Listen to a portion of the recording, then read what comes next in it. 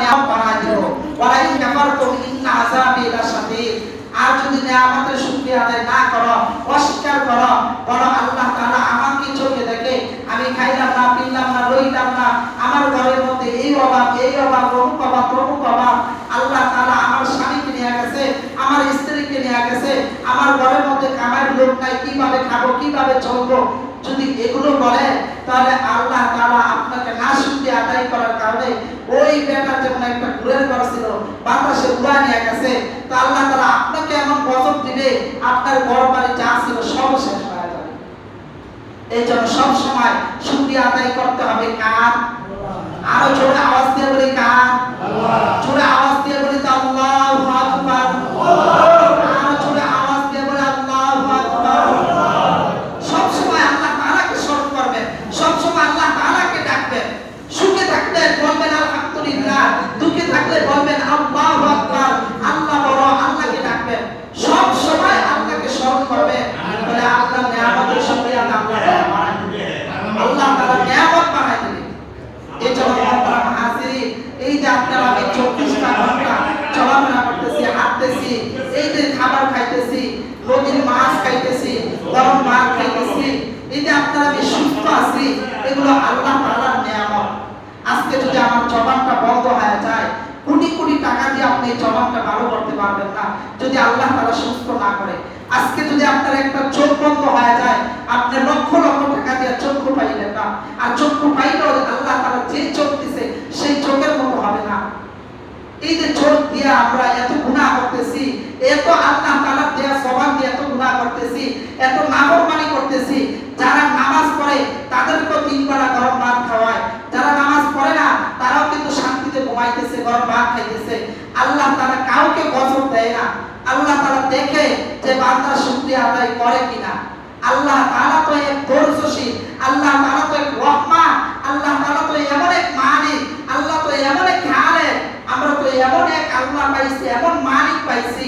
এত গুনাহ করার পর, এত নাফরমানি করার পর, এত অন্যায় করার পর, তারপরে কিন্তু রিজিক আল্লাহ তাআলা পৌঁছায় দিতেছে।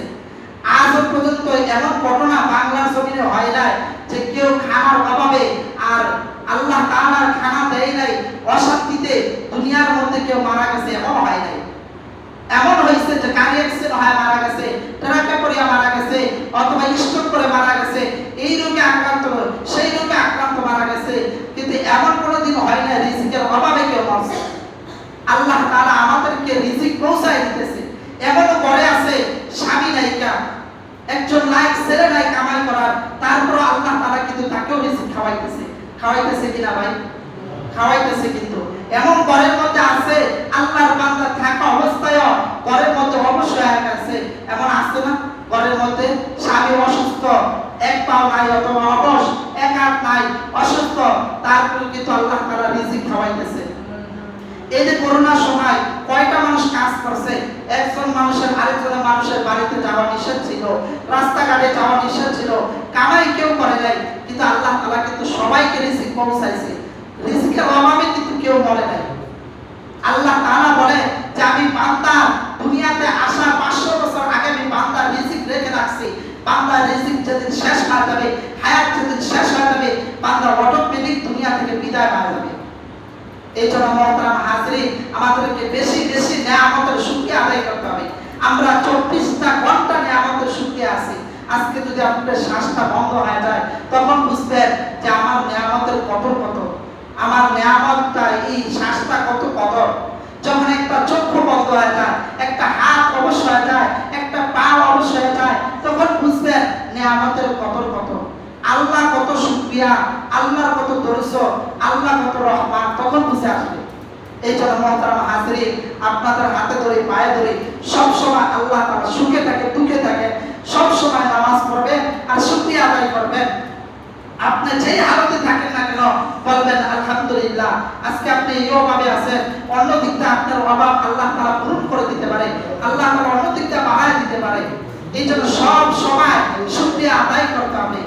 আল্লাহ তাআলা আমাদের সকলকে বেশি বেশি করে আমাদের শুকরিয়া আদায় করার তৌফিক দান করুন। সকলে বলে আমিন। যে কথাগুলো বললাম আমাকে